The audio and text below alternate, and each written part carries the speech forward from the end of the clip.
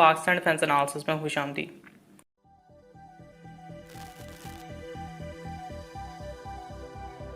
ये न्यूज़ जो है चाइनीज़ लोकल सोर्सेज ने रिसेंटली पब्लिश की है और उनके मुताबिक रिसेंटली जो है J-10C फायर जेट के हवाले से कुछ ऐसी रिपोर्ट सामने रखी गई हैं जो अगर दुरुस्त हैं तो ना सिर्फ ये चाइना के लिए बहुत ही बेहतरीन अचीवमेंट होगी in respect to their indigenisation goals, लेकिन शायद पाकिस्तान के J-10C फायर जेट ख़रीदने के हवाले से भी एक बड़ी रिकॉर्ड कम हो गई हो सकती है।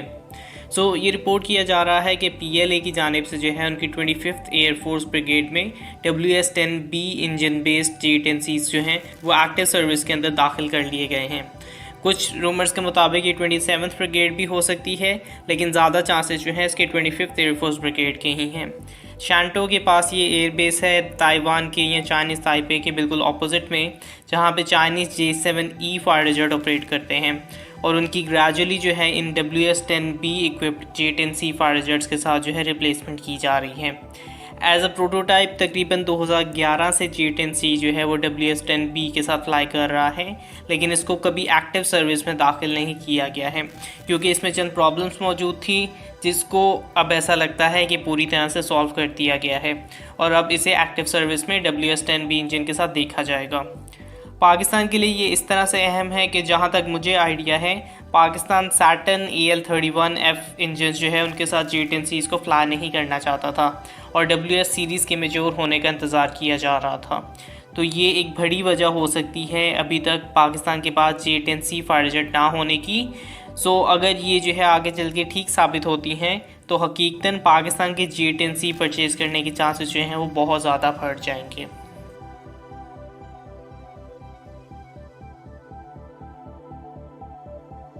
पाकिस्तान नेवी की ऑर्गेनाइज्ड अमन एक्सरसाइज की बात करें तो एक number of events Aman exercise के फ़ेज़ 1 में हमें देखने को मिले हैं, लेकिन इस फ़ेज़ 1 से पहले ही तमाम की तमाम एक्टिविटीज़ एक बहुत ओवरवेलमिंग फीलिंग को पोर्ट्रे कर रही थी क्योंकि तकरीबन 45 से 46 के करीब ममालिक या उनकी नेवीज़ जो हैं इसमें हिस्सा ले रही हैं और ऐसे ममालिक जिन्होंने तकरीबन 10 साल पहले आपस में किसी किस्म की एक्सरसाइज में एक साथ पार्टिसिपेशन की थी वो भी इस अमन एक्सरसाइज में इन्वॉल्व हैं।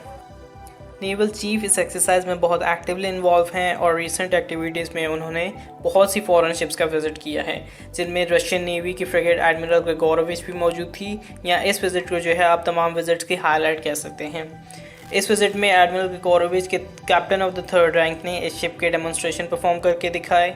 इस ग्रिगोरोविच फ्रिगेट के अंदर जो है नेवल चीफ ने नेवल वेपन्स के मेन कॉम्प्लेक्सेस का जायज़ा लिया या उनके हवाले से उन्हें आगाह किया गया।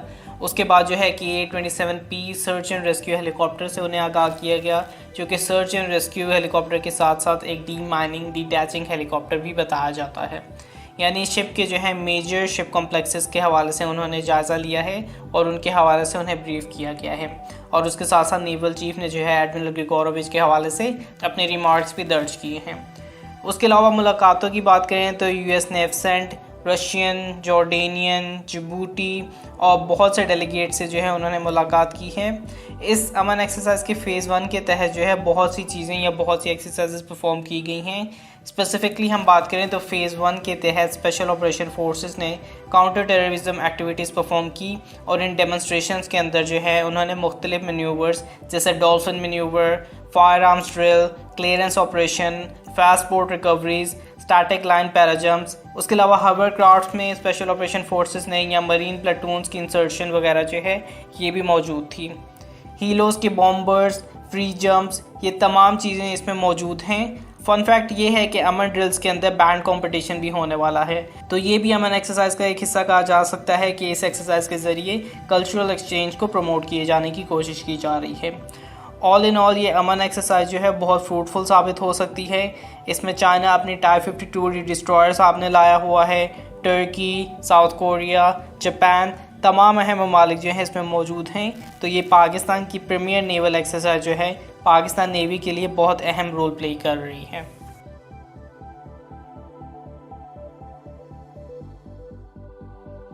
तकरीबन 9 फरवरी को president of Turkey Recep Tayyip Erdogan ने अपने स्पेस प्रोग्राम का एक मुकम्मल रोड मैप शो किया। नेशनल स्पेस प्रोग्राम के तहत 10 साल का विजन सामने रखा गया है, जिसमें सबसे पहले 2023 में चांद के साथ पहला कांटेक्ट करने की कोशिश की जाएगी और 2030 तक जो है टर्किश सिटीजन्स को खला में भेजा जाएगा। पाकिस्तान की इसमें क्या इन्वॉल्वमेंट है इसमें भी हम बात करते हैं। लेकिन 10 सालों के अंदर जो है टर्की एक नंबर ऑफ़ गोल्स अचीव किए जाने के हवाले से कोशिशें कर रहा है, जिनमें इंडिजिनाइजेशन, स्पेस पोर्ट की तैयारी, next generation satellite development process, regional location on timing system, space economy की डेवलपमेंट, ह्यूमन रिसोर्स की खला में बेहतरी और बहुत सी चीज़ें जो हैं मौजूद हैं पाकिस्तान के लिए। और मुझे खुशी हो रही है कि इस टर्किश स्पेस विजन में जो है पाकिस्तान भी एक अहम रोल प्ले कर सकता है। और ऐसा बताया जा रहा है कि टर्की, पाकिस्तान और आज़रबाईजान के साथ जो है स्पेस टेक्नोलॉजी की एग्रीमेंट साइन किए जाने के हवाले से बहुत जल्द हमें खुशखबरी देखने को मिल सकती है। Turkish industry and technology ministry के मुताबिक पाकिस्तान और आज़रबाईजान के साथ जो है स्पेस एक्टिविटीज़ के कॉन्ट्रैक्ट जो हैं वो ऑलमोस्ट तैयार मौजूद हैं। इस कॉन्ट्रैक्ट के तहत सिविलियन मकासद पे जो है कोलैबोरेशन पे जोर दिया जाएगा। और ये बात ध्यान में रखने वाली है कि पाकिस्तान का एक अपना स्पेस प्रोग्राम भी जो है इफेक्ट में मौजूद है, जो कि तकरीबन 2047 के अराउंड तक है, जिसे पाकिस्तान स्पेस प्रोग्राम भी कहा जाता है और जिसे स्पेस विजन 2047 के नाम से भी मंसूब किया गया है। इस प्रोग्राम के तहत जो है पाकिस्तान 6 जियो सिंक्रोनस सैटेलाइट्स को और 5 लियो सैटेलाइट्स को खला में भेजने वाला है।